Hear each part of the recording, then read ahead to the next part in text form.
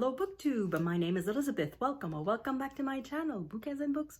This is my video for the first round of the Booktube Prize. So I think this is going to be some sort of vlog. This is my first little snippet. I'm going to talk about each of the book as I have finished reading them. At the moment, I haven't finished reading any of them. I am filming this on the 2nd day of February. I think, I don't have a calendar, 2nd, 3rd, anyway, it's Saturday. So I'm filming this on the 1st Saturday of February. And as you can see, my apartment is a bit in a chaotic state. I am undergoing renovations at the moment. So I have new floors. That's done, but I don't yet have new paint, and I don't yet have a new bathroom, and there's still a couple of things to do on the floors. There was a box missing, and anyway, there's a couple of things still left to do, so I cannot move all of my furniture back to where it was. So anyway, you're going to see the evolution of my apartment throughout this video, I guess, because with each of the snippets, you're going to see perhaps, well, it depends. If I film in my usual place, that place will not change. So anyway, perhaps you're going to see the evolution of my apartment. Anyway, so this is about the Booktube Prize. I'm just super enthusiastic, super happy to start a new year, a new round, and I'm reading Group F of the Nonfiction division. In case you don't know what the Booktube Prize is, I'm going to leave links in the description box below, but somehow I think you already know what it is. So basically, I have to judge the 6 books in my group and then rank them from 1 to 6.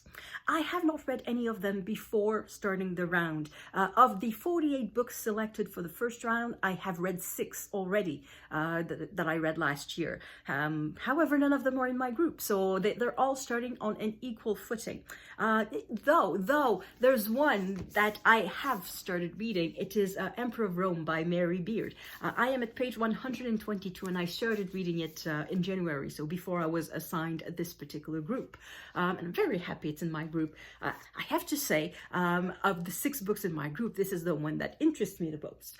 Obviously, I had bought a copy already, so obviously this is the one that interests me the most. But I'm going to read all of them and be entirely fair to them.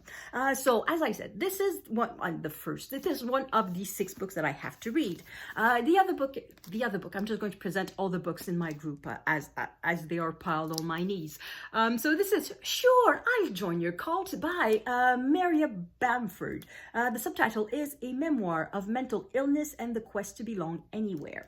So this is part of a trend, funny memoirs on serious topics. I think it's a bit in the same vein as I'm Glad My Mom Died by McCurdy, I forget her first name, or Furiously Happy by Jenny Lawson, or books by Mindy Kaling, things like that. So I think it's in this line. I'm going to see, I've never read any of these memoirs that are funny memoirs on darker topics, but this is going to be interesting. I'm pretty sure this is going to be interesting. The next one I'm very interested in. This is The Exceptions. I don't know how to read. Nancy Hopkins, MIT, and the Fight for Women in Science by Kate Zernike. I almost voted for that one because when you volunteer to judge for the Booktube Prize, you receive a list of about 100 books on January 1, and you can vote for up to 20 of them. And then Robert from Barter Hordes, he compiles all of the books, all of the votes, and then the first round of 48 books is selected like that. And this one almost made it in my top 20, but not quite. But I'm very happy to read this book. I'm pretty sure this is a topic that I'm going to find interesting. Next is a book that I did not vote for it. And anyway, this is August Wilson, A Life by Patti, Hartigan. The reason why I'm more or less interested is that I have no idea who that man is. He's a writer, a playwright more exactly, and I've never heard of his work. I've never read anything by him. Just like this, I would have absolutely no incentive to pick up this book if it wasn't for the Booktube Prize. So I guess it starts with, not that it starts with a strike against it. It starts with an uphill battle, but then again, the hill is not very high. If the author manages to interest me, to make me interested in that man's life, regardless of the fact that I don't know him, it means it's a very, very good book. So it has a chance. It's not going to end up at number 6 just because I don't know the guy. It has a very good chance. The bar is rather low for this book, as opposed to Mary Beard. I already am interested in the book, so she has to do more than that to impress me. For this one, the author just has to make me interested. So that's to be taken into consideration. And also, it's a rather big book. It's about 500 pages. Oh, well, 530. 430 pages of writing, and the rest is appendix, index, and notes and things like that. Yeah, so that's the book that probably interests me the less of the 6. The other 2, I don't have physical copies. So this is Eve, How the Female Body Drove 200 Million Years of Human Evolution by Cat Bohannon. So this is about the science of women, how the woman body drove evolution. It's the subtitle. I don't need to repeat that. So I have an e-copy from the library. And the other one is Wifedom, Mrs. Orwell's Invisible Life by Anna Funder. So this one I don't have a copy. So this is just an image that I took on the internet. I did put a hold on it at the library. I am number 18 on 6 books. The chances that I will get the book in time for the Booktube Prize are very, very thin. So I will probably have to buy a copy of the book. And yeah, I probably would prefer not to spend $42 on that book because I don't think I'm going to reread it. But who knows? Who knows? I've read a couple of Orwell books, but I have no idea who his wife is. And so that means I have no idea how interesting this book will be. Well, we'll have to see. So that's it for the first clip. I'm going to talk to you after I have finished reading one of these books. Chances are I'm going to start with this one because I just have 7 days to read the book. Hello, we are a few days later. How can you know that? Well, for one thing, I'm wearing a different shirt. And for second thing, I've got new lights. New lights also above me. You cannot see them, but I suppose either I'm going to show them here, or if I have already shown them in some other video on my channel, I'm just going to leave a link to it, because I'm filming this at the beginning of February, and this video I know is going to be posted only in April. So anyway, I've got new lights. I'm so happy about that.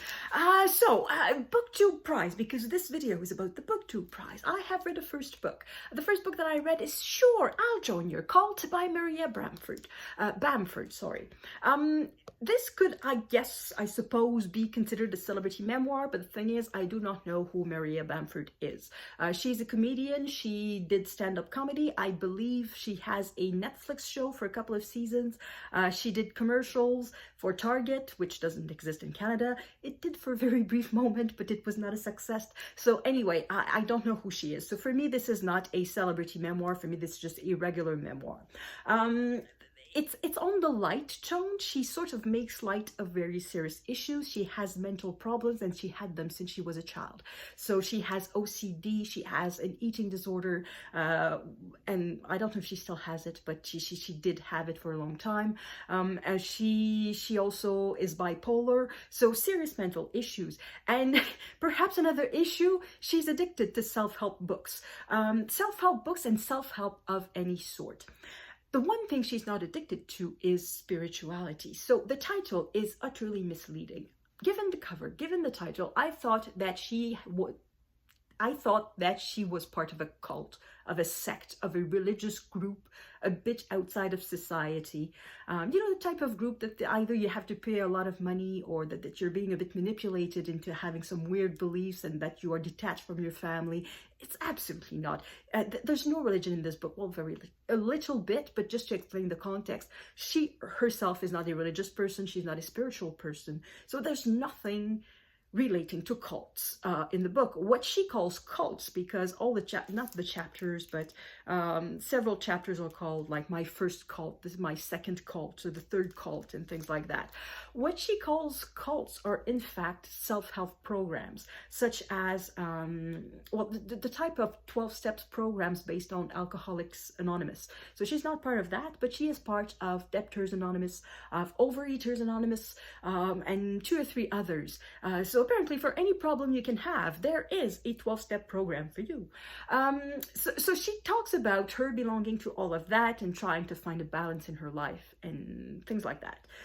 So it's not uninteresting, it is interesting, but in the same way it's a bit light in content, because the way she talks about these things, she decides to present it in a funny way, but the humor sort of prevents her from going deep. And also, she said more than once, she is not a writer, she's not a reader, she's writing this for the money. So that's a bit insulting. For the reader, I mean, it's not like she actually wants to write a book, she writes the book for the money. So it might not be the best thing to say. So this, it's not disagreeable to read. If you like that sort of book, you're probably going to like it a lot. It's not my type of book, so I think not for me is definitely something I can say about this book. Also, I think I can say that compared to what I have read previously for the Booktube Prize in previous rounds and in previous years, this doesn't weigh much. It's not just the tone, it's also the content. It doesn't go deep enough. Also the way it's written, it's not literature. And I think Bamford will be the first one to admit that it's not literature. So it's a bit light. So I'll see with the other books. I still have 5 books to read for the group, but I very much doubt this will end up in my top 3. It would be extremely surprising. I think that would mean that the other books would need to be really bad, because just on the writing alone, this is not at the same level as other books that I've read for the Booktube Prize. So yeah, so that's the first book, and then we'll see for the others. Hello! It has been about a month since I filmed the previous clip, and I have now read 3 books. Thankfully, because if I had read just one, we would be in trouble. I would be in trouble. You'd be fine. So, renovation-wise, I am back in my regular little book room, my little reading room, office. All the work is not done. There are still a few things left to do, small things, but it's small things for the main contractor, because I will have a second contractor doing the painting. The only thing is I haven't hired the second contractor, so I have no idea when that will be done. It could be all the way to this summer. I don't know. Anyway, I've read 3 books. You're here for the books. So I've read Eve, How the Female Body Drove 200 Million Years of Human Evolution by Bohannon. So this is the second book that I read, and I love this book. It is on the long list for the first ever Women's Prize for Nonfiction, and I hope it makes the shortlist. At the time I'm filming this, the shortlist has not been announced, but by the time the video is posted, the shortlist I think will have been announced. I think it's supposed to be announced like in the last few days of March, and I really hope it makes it, because I loved this book. It reminded me of the winner of last year's Booktube Prize, which was An Immense World by Ed Young. This is a science book. It presents its findings in a very compelling way that is easy to understand for the lay person such as me. I'm not a scientist. And the thesis is not mind-bending, but it is interesting. It is making me see the world a bit differently. The main thesis of Bohannon is that the main driver of human evolution was not the male body, but the female body. And she makes a very good case for it. And it makes sense. It makes sense. So I really, really love this book. I hope it's going to make it far. Perhaps it's a sleeper hit, because when we received the list of about 100 books on January 1, and where we could vote for 20 books, somehow it did not strike me. I did not really notice it. I thought, okay, science book, but somehow it didn't ring any bell for me.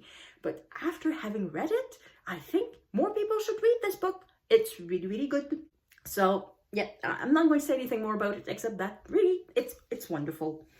After having read that very good book, I decided to go for the book that perhaps interested me the least in the 6 books that I have to read in my group, and that is August Wilson, Alive by Patti Hartigan. And the reason the book before reading it, interested me the least was that this is the biography of an author that I haven't read. So August Wilson is the author of plays. He made a cycle of 10 plays depicting lives of African Americans, one per decade of the 20th century. So there's a play for the 1910s, for the 1920s, 1930s. It was not written in that order, but he sort of represents the life of African Americans in the United States throughout this cycle of plays.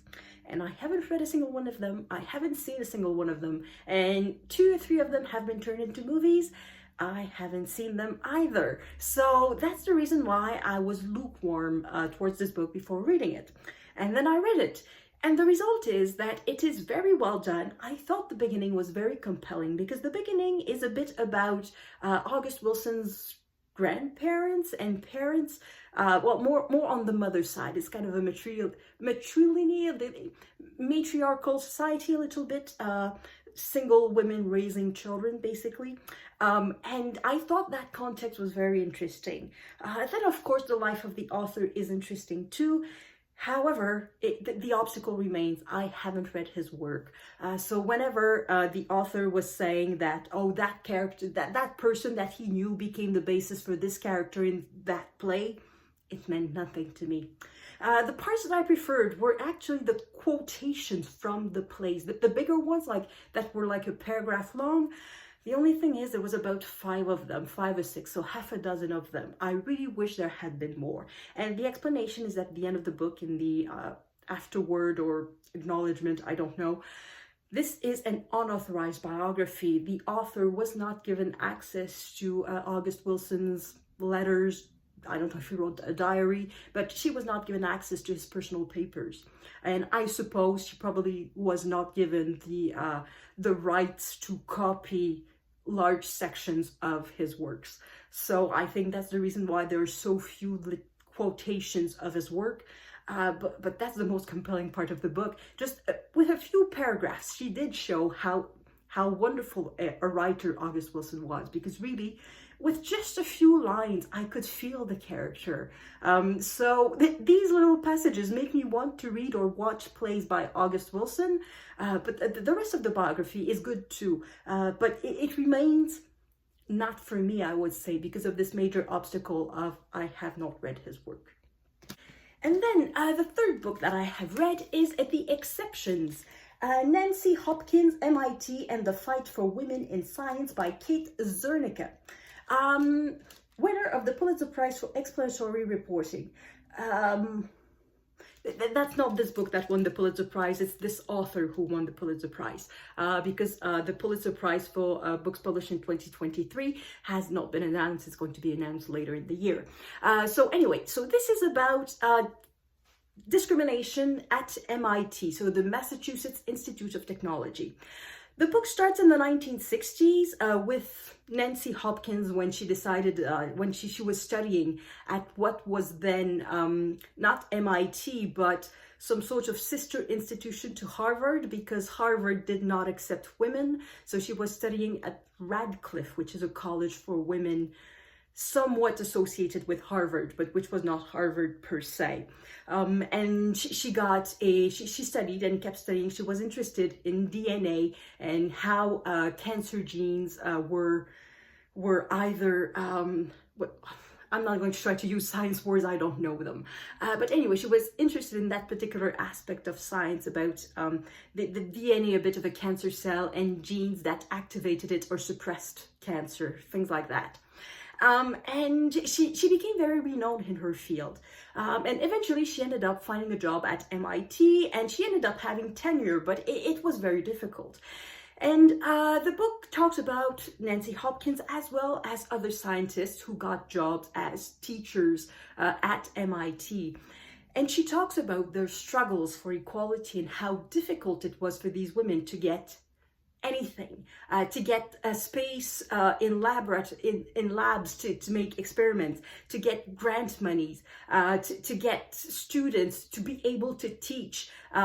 They had to fight against ghosts, apparently. They did not know against what they were fighting, but they were fighting against something.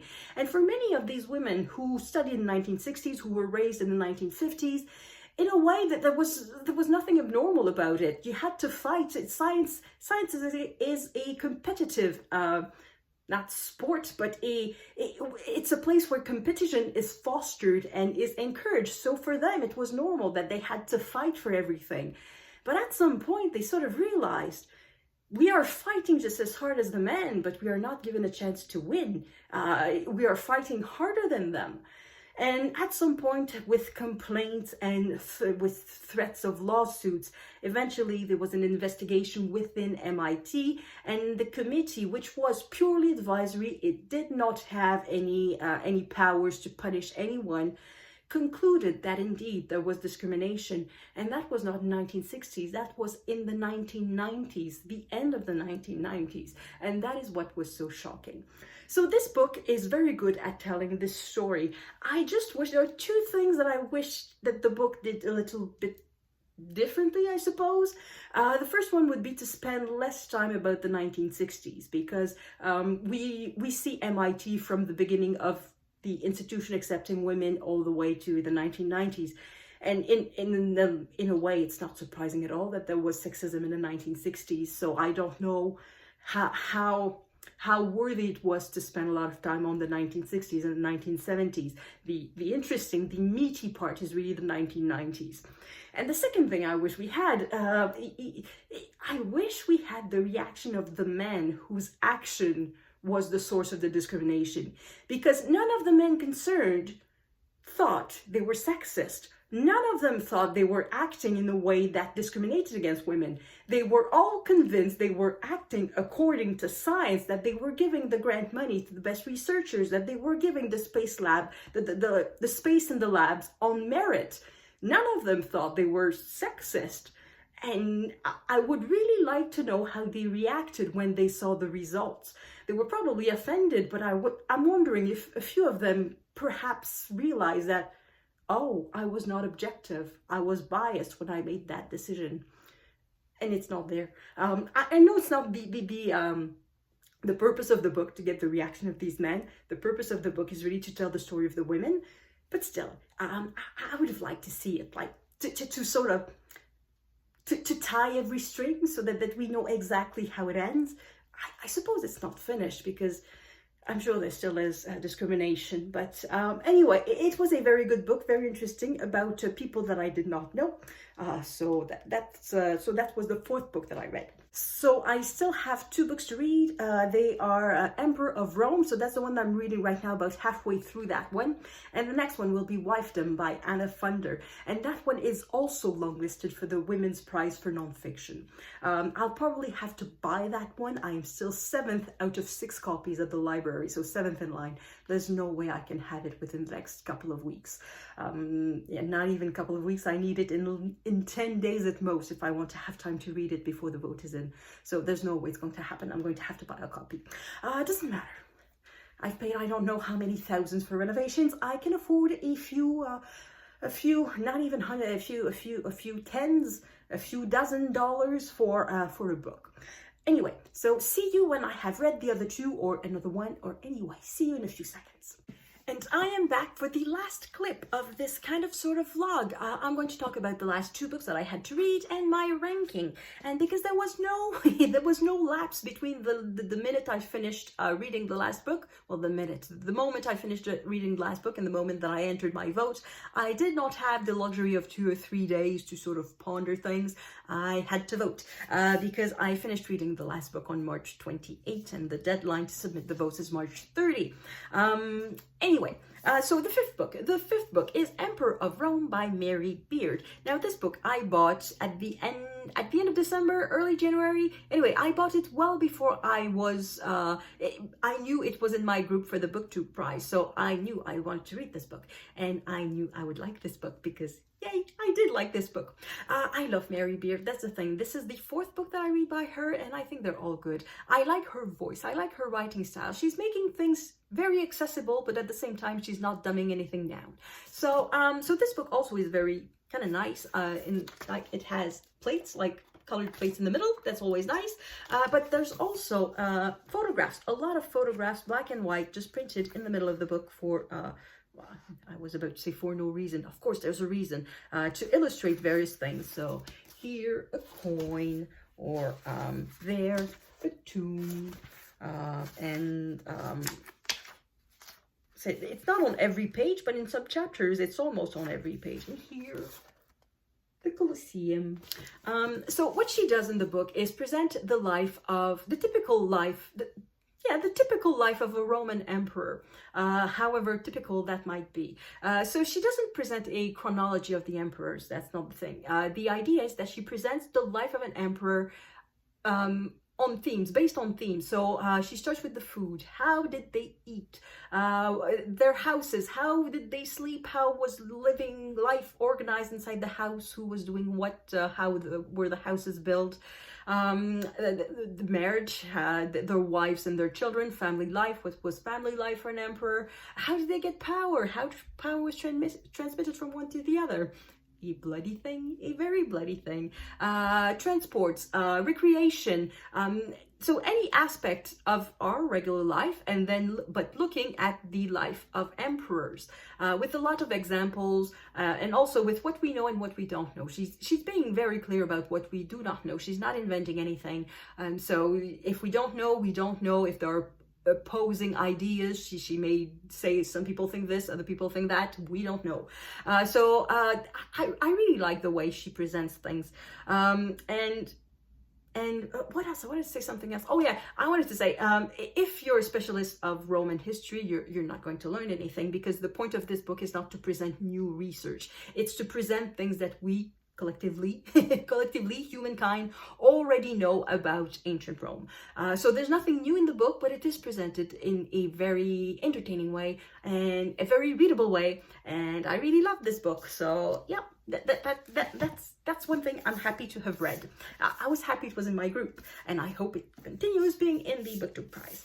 The sixth book that I read was Wifedom, Mrs. Orwell's Invisible Life by Anna Funder.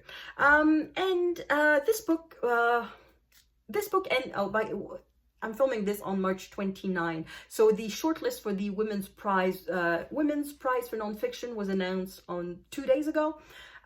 So I finished reading this one the day after, so the prize was announced, but I had like 50 pages left to read. So not even 50, I think I had 30 pages left to read. So I had a good idea of what the book was. And neither this one or Eve, which was also in the long list, made it to the short list. So for Eve, I'm a bit disappointed. For this one, a bit less. A bit less. So what is the book? So Anna Funder is a reader of George Orwell, so Mrs. Orwell's Invisible Life, and she sort of realized that the life of Orwell's wife was sort of being set aside. She was always in the shadows in his biographies or in Orwell's works of nonfiction. A wife is mentioned, but sometimes her name is not mentioned, or very often the passive voice would be used, like this thing was done, this thing happened, without anyone saying that the thing was done because Eileen did it, and this thing happened because Eileen made it happen. So she decided in this book to bring back Mrs. Orwell into the light, to bring her out of the shadows. But I'm going to start by the positive. The positive is that of the 6 books that I had to read, this one was the most readable, the most agreeable to read. And I can see a lot of people who don't read a lot of nonfiction being attracted to this book and enjoying this book a lot. I think readers of fiction will enjoy this book because that's where the problem is. There's a lot of fiction in this book, like half the book, maybe not quite half, maybe more a third. And it's not because I'm particularly clever that I'm telling you that. It's presented in an obvious manner that that there are parts that are fiction, parts that are nonfiction. I'm going to try to find a page where we have both. So here, so let's say, so this is kind of the end of something, of a chapter in the beginning of another. But if you can see this bit, it's square on both sides and it takes the entire width of the page. This one is a bit narrower, and on this side it's not square. So that means it's fiction. And that's my issue. If it had been presented as pure fiction, if the author had said, I thought it would be fun to have a historical novel in parallel with a nonfiction about the same topic, I would have been fine. But my main issue is that she presents these fictional parts as though they're not really fiction. She says that she has done nothing more than what a good cinematographer would have done, that the details are all true. which is not true. That's the thing. In certain cases, it is. Like at the very beginning, it opens with a bit that is fiction. It opens with Eileen getting up, poking the fire, lighting a cigarette, petting a cat, something like that. So she gets up and pokes the fire. She sits down again. The cat, a silver thing that knows its own mind, jumps into her lap. She lights a match, lets it burn out it burn out in the ashtray, lights another. Then there's a dialogue, and then we see the letter that she was actually writing. So where's the diagonal part? So here, in italics, good grief. So that's an actual letter that Eileen wrote to her friend Nora. And based on that little bit, she creates the context in which the letter was written. So in certain cases, yes, the details are there, but in plenty of other cases, the details aren't there. Or if they are there, she doesn't give the source. Because I'm not a specialist of George Orwell. I haven't read all the biographies that the author has read. I haven't read his nonfiction work. I certainly have not read any correspondence or any memoirs by somebody who knew Orwell, and there's a little paragraph or a little chapter concerning Orwell. I have read none of it. So if Funder doesn't give me a source, I assume there is no source. And for plenty of things, she gives no source. And also, she claims that adding these little things or creating these little scenes, it's faithful in essence to what happened. But to me, it's crossing a line between fiction and nonfiction. Take, for example, a movie like Schindler's List. We know that Spielberg paid a lot of attention to detail and tried to make it as realistic as possible and wanted to make this as close to reality as possible. But it is nevertheless a work of fiction. Even Spielberg is not fooled by that. He won't tell you this is a documentary. It's a work of fiction. So the work that Funder does in these little dramatic reenactments, to me, it's fiction. So there's a line that is being crossed, and I don't know if Funder realizes how much that line has been crossed. At least to me, it's very important. I know that for some people, it's a bit less important. That as long as the book is entertaining, that it's not telling outright lies, doesn't really matter. But I'm like this. Have you ever had a meal of roast beef with some gravy on it and peas and then mashed potatoes? I kind of wish that every plate like this, the mashed potatoes would be separate from anything else. I don't like the gravy to touch the mashed potatoes. I hate it. And I also hate when fiction and nonfiction are blurred and that somebody's trying to tell you that this blurring of the difference is not that important. To me, it is very, very important. So there's that. And then there are plenty of other things. The main thing was that when I started to read that book, I was very stressed and I was grumpy. And when I'm grumpy, I will find any teeny tiny thing that is not to my liking. And the problem is that this book has a lot of little things like that my annoyance could sort of grip on. And there was a lot of places where my annoyance could find a grip. So I'm not going to review the book here. I'm going to do that separately. I don't know if it's going to be a rant. I'm less, at the beginning, I'm going to say 200 pages or so, I was in a rant mood and I was thinking, oh my God, this is awful. And then I kind of calmed down. And so I realized, okay, she's trying to do something that I don't like, but I cannot fault her for doing that. But I can fault her for something else. My main issue with this blurring of fiction and nonfiction, this mix up, is that the character of Eileen Blair that she's presenting in the nonfiction, I don't know how much of it is objectively true.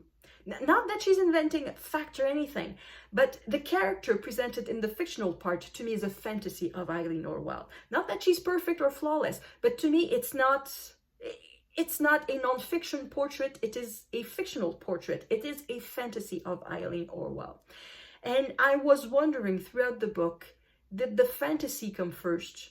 Did the nonfiction inform the fantasy, which would have been okay, or did the fantasy inform the nonfiction, which is not okay? And I think it happened a few times in the book. Not the entire length of the book, but there are places where the fantasy informed the nonfiction.